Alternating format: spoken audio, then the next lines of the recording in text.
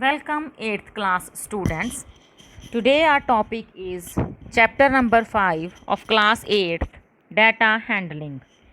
इस चैप्टर में बेटा हम इससे रिलेटेड डाटा हैंडलिंग से रिलेटेड सभी टॉपिक्स कवर करेंगे।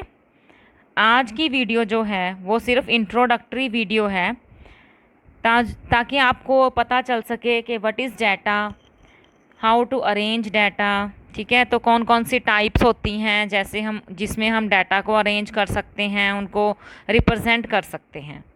तो बिना किसी देरी के हम स्टार्ट कर रहे हैं चैप्टर नंबर 5 डाटा हैंडलिंग। इसमें बेटा देखिए हमारी डे टू डे लाइफ में हम क्या क्या इंफॉर्मेशन इकट्ठा करते हैं। Runs made by batsman in the last test matches 10 test matches. ठीक है, the number of wickets taken by a bowler in the last 10 ODIs. तो हम ये डाटा इकट्ठा करते रहते हैं। घर में भी हम क्या करते हैं, क्लास में क्या करते हैं टीचर, जैसे आपका कोई मंथली टेस्ट लिया, आपका कोई वीकली टेस्ट लिया, तो उसके मार्क्स वो लिख के रखते हैं ना अपनी कॉपी पे कि हिमांशु ने इतने मार्क्स लिए, ठीक है, राधिका ने इतने मार्क्स लिए, मनप्रीत ने इतने मार्क्स लिए। तो ऐसे हम उनके अलग अलग मार्क्स लिख के रखते हैं, ये डाटा है। तो data is the information collected in all such cases is called data. तो अब हम इस डाटा को क्या करते हैं, कैसे हम इसको रिप्रेजेंट करते हैं।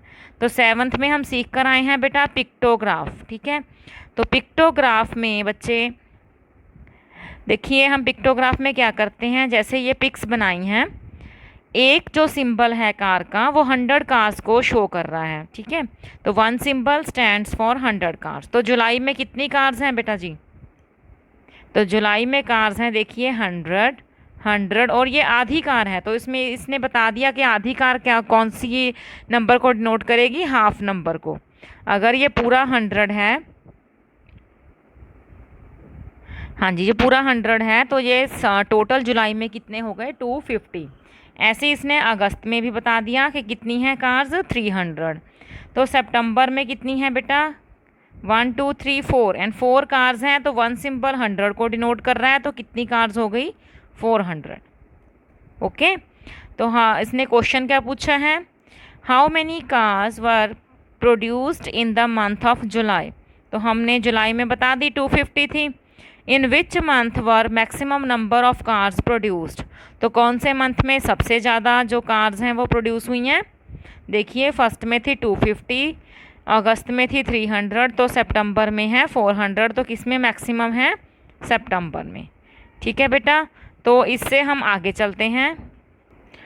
तो नेक्स्ट हम कैसे अपने डाटा को रिप्रेजेंट कर सकते हैं, that is a bar graph, a display of information using bars of uniform width, their height being proportional to the respective values. मतलब जो हमको वैल्यूज़ दी होंगी कि 2003 और 4 में कितनी काउंटिंग है, जो भी हमारे पास इंफॉर्मेशन है, जो भी हम डाटा रिप्रेजेंट करना चाहते हैं, उनकी वैल्यूज़ जो हैं इनकी हाइट्स को रिप्रेजेंट, इसकी हाइट्स के द्वारा रिप्रेजेंट होंगी।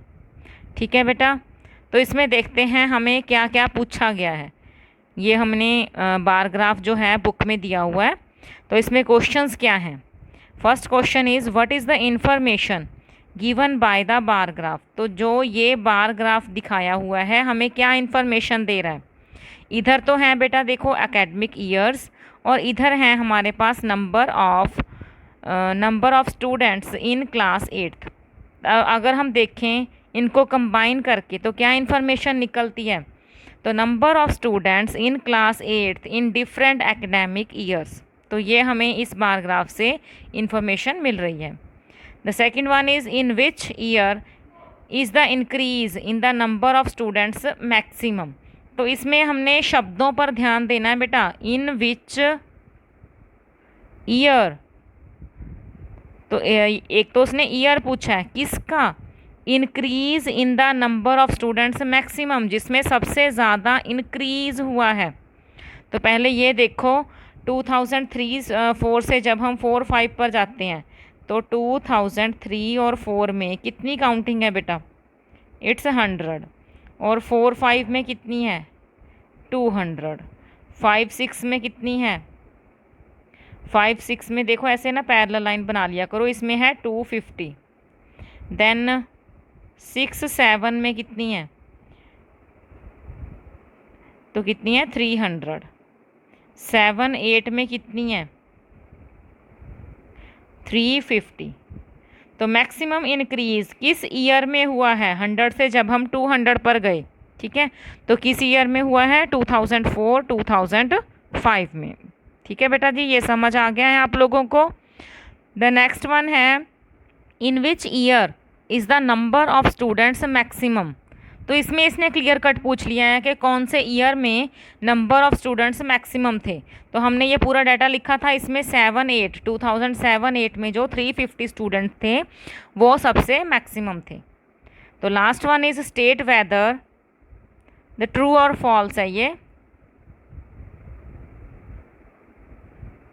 हाँ जी, तो ट्रू और फॉल्स में इसने क्या पूछा है, the number of students during 2005-6 is twice of 2003-4। तो पहले इनकी काउंटिंग लिख लो बेटा। 2005-6 में कितने थे, तो हमने अभी अभी काउंट किए थे 250। तो 2003-4 में कितने हैं, 3-4 में है 100। तो क्या आपको लग रहा है कि 100 का डबल हुआ है 5-6 में, तो नहीं, डबल नहीं हुआ, डबल से ज़्यादा हुआ है, 100 से वो 250 हो गया है। तो ये स्टेटमेंट क्या हो जाएगी हमारी फॉल्स। तो हमने अब तक क्या क्या सीखा कि डाटा को हम पिक्टोग्राफ के थ्रू रिप्रेजेंट कर सकते हैं, तो और ऐसे बार ग्राफ बनाकर भी रिप्रेजेंट कर सकते हैं। तो आपको ये समझ आ गया बेटा। तो हम इससे नेक्स्ट स्लाइड पे चलते हैं। तो थर्ड वन है हम अपने डाटा को कैसे रिप्रेजेंट कर सकते हैं, डबल बार ग्राफ बनाकर। A bar graph showing 2 sets of data simultaneously, तो it is useful for the comparison of data. तो हम डबल बार ग्राफ कब बनाते हैं, जब हमें दो इंफॉर्मेशंस के बीच में कंपैरिजन करना होता है। तो कैसे कंपैरिजन, इसमें देख लो जो इसने बार ग्राफ बनाया है डबल बार ग्राफ, इसमें लेफ़्ट साइड पर हमें दिए हैं marks obtained by a student और हॉरिजॉन्टल लाइन पे हमें दिए हैं सब्जेक्ट्स। तो अलग अलग सब्जेक्ट्स हैं, maths, social science, science, English, Hindi. तो इधर हमारे पास हैं मार्क्स। तो कंपैरिजन किसका हुआ, ये देखो ऊपर लिखा हुआ इसने, जो तो ब्लैंक जो है बार वो 2005-6 का है सॉरी, और जो कलर्ड है वो 2006-7 का है। तो हमने दो कंसेक्यूटिव ईयर्स में अलग अलग सब्जेक्ट्स में बच्चों के मार्क्स को कंपेयर किया है।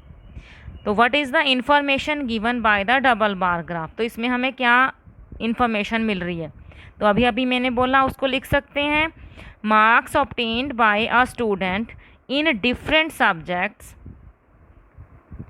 Marks obtained by a student in different subjects during 2005-6 and 2006-7. So this is the information we are getting through this double bar graph. The next question is, in which subject has the performance improved the most? तो उसने पूछा है किस subject में बच्चों की performance में सबसे ज़्यादा इम्प्रूवमेंट हुई है। तो आपको क्या जानना है कि ये जो ब्लैंक है ये प्रीवियस ईयर का है और ये जो फुल है वो नेक्स्ट ईयर का है।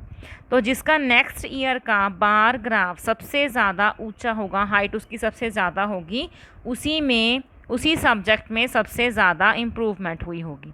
तो विच सब्जेक्ट, आप अपने आप से देखो,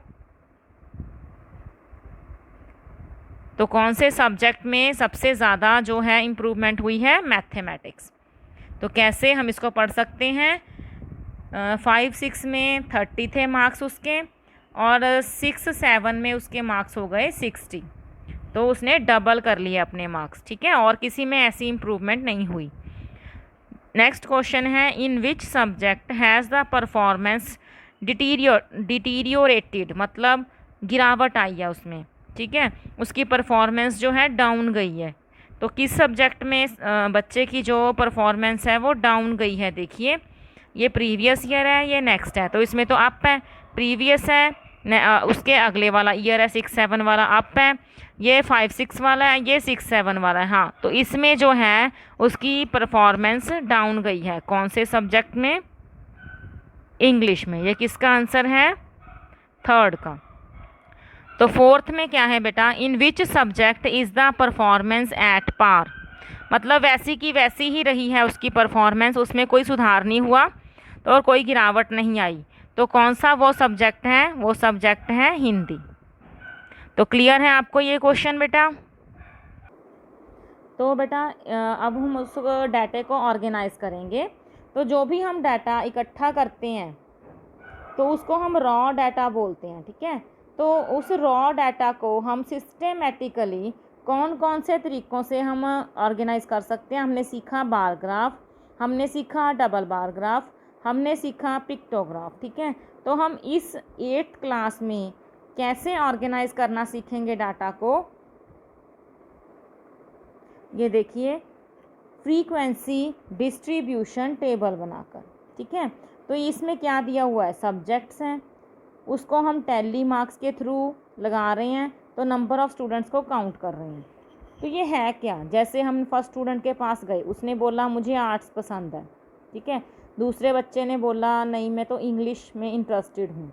तीसरे बच्चे ने कहा नो मैं साइंस में इंटरेस्टेड हूँ, ठीक है। नेक्स्ट ने कहा मैथ्स में इंटरेस्टेड हूँ, उससे नेक्स्ट ने कहा मैथ्स में इंटरेस्टेड हूँ। तो ऐसे ऐसे हमने एक रॉ डाटा इकट्ठा कर लिया। अब इसको हम इस टेबल के थ्रू शो कर रहे हैं। जैसे आर्ट्स है तो आर्ट्स में हमने पहले टैली मार्क्स लगाया, फिर उसके बाद अगला कोई बच्चा आर्ट्स वाला आ गया, उसका टैली मार्क्स लगाया, ऐसे हम टैली मार्क्स लगाते गए, ठीक है। तो ऐसे जब हम टैली मार्क्स लगा रहे हैं तो ऐसे हमारे पास प्रॉब्लम आ सकती है कि हमने 4 लगा लिए, 5, 6, 7, 8, 9, 10 हम लगाते गए, तो कैसे काउंट करेंगे? ये तो ऑर्गेनाइज नहीं हुआ ना। तो इसको ऑर्गेनाइज कैसे करना है बेटा? ताकि समझने वाले को बस देखते ही समझ में आ जाए कि ये क्या डाटा है।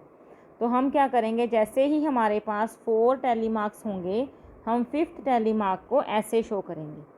फिर उसके बाद 6, 7, 8, 9, अगर वो 10th भी आ जाता है तो हम 10th को ऐसे शो करेंगे। तो इनको काउंट करना बहुत ईजी हो जाएगा ना कि ये 10 है। अगर इसके आगे भी हमें 2 और टैली मार्क्स दे दिए तो हम इजीली काउंट कर सकते हैं कि ये 12 है। तो this is known as frequency. ये वाली जो हमने गिन के लिख दी है, गिनती जो लिख दी है डिजिट्स, उसको हम कहेंगे फ्रीक्वेंसी ऑफ दैट सब्जेक्ट। जैसे आर्ट्स की फ्रीक्वेंसी कितनी है? 7, मैथमेटिक्स की 5, साइंस की 6, इंग्लिश की 4। तो जो हमने ये टेबल बनाया है इसको हम कहते हैं फ्रीक्वेंसी डिस्ट्रीब्यूशन टेबल। और आपकी जो एक्सरसाइज 5.1 है वो इसी पे आधारित है कि हमने फ्रीक्वेंसी डिस्ट्रीब्यूशन टेबल कैसे बनाना है, और उस फ्रीक्वेंसी डिस्ट्रीब्यूशन टेबल को यूज़ करके हमने बार ग्राफ या हिस्टोग्राम्स कैसे बनाने हैं। तो क्लियर है बेटा यहाँ तक आपको? तो ये हमारी आज की इंट्रोडक्टरी वीडियो का लास्ट क्वेश्चन है। तो इसमें क्या है, उससे उलट चल रहे हैं हम, ठीक है। पहले क्या करते थे, हमें टेबल दिया होता था, हम बार ग्राफ या हिस्टोग्राम बनाते थे। इसमें क्या है, हिस्टोग्राम बनाकर दिया हुआ है, कुछ क्वेश्चंस पूछे हुए हैं, उनके हम आंसर्स देंगे। What information is being given by the histogram. तो इस हिस्टोग्राम से हमें क्या सूचना मिल रही है? तो देखिए, हॉरिजॉन्टल लाइन पे क्या दिया हुआ है? Heights in centimetre. Vertical line पे क्या दिया हुआ है? Number of girls of class 7। तो इसको हम कंबाइन करके क्या बना सकते हैं? The Heights of girls of class 7 in centimetre, ठीक है। तो इसको हम ऐसे बता देंगे। तो which group contains maximum girls. तो कौन से ग्रुप में सबसे ज़्यादा गर्ल्स हैं? तो देखिए, सबसे ज़्यादा हाइट वाला जो है 140 to 145 में है, सबसे ज़्यादा गर्ल्स कितनी है? देखिए इधर से 7, ठीक है। तो नेक्स्ट क्या पूछ रहा है? How many girls have a height of 145 centimetre and more. तो कितनी गर्ल्स हैं जिनकी हाइट 145 और उससे ज़्यादा है? तो देखिए 145 और उससे ज़्यादा ये वाली गर्ल्स हैं। तो इनको जोड़ लो, 4 में से 2 जोड़े 6, 6 में से 1 जोड़ा 7। तो कितनी गर्ल्स हैं जिनकी हाइट 145 से ज़्यादा है? 7 गर्ल्स। नेक्स्ट उसने क्या पूछा है? हाँ जी, उसने कहा है हमने ग्रुप्स बना दिए हैं, 3 कैटेगरीज बना दी हैं।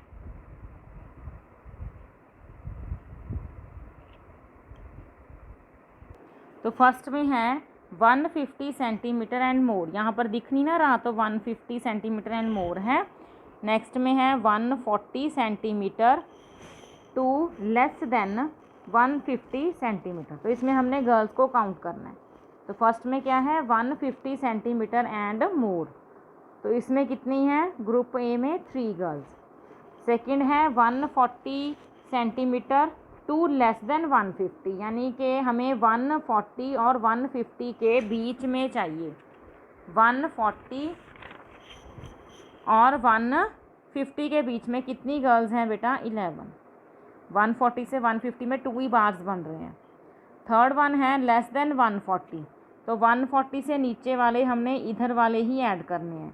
तो 140 से नीचे कितनी गर्ल्स हैं? 6 गर्ल्स हैं। देखो 3 और 2 5 और 1 6। तो ये थी बेटा हमारी डाटा हैंडलिंग की जो है इंट्रोडक्टरी वीडियो। अगर आपको वीडियो पसंद आती है तो आप इसको लाइक कर दीजिए, और अगर आपने हमारा channel let's learn with easy tricks अभी तक सब्सक्राइब नहीं किया है तो इसे प्लीज़ सब्सक्राइब कर लीजिए। थैंक यू बेटा।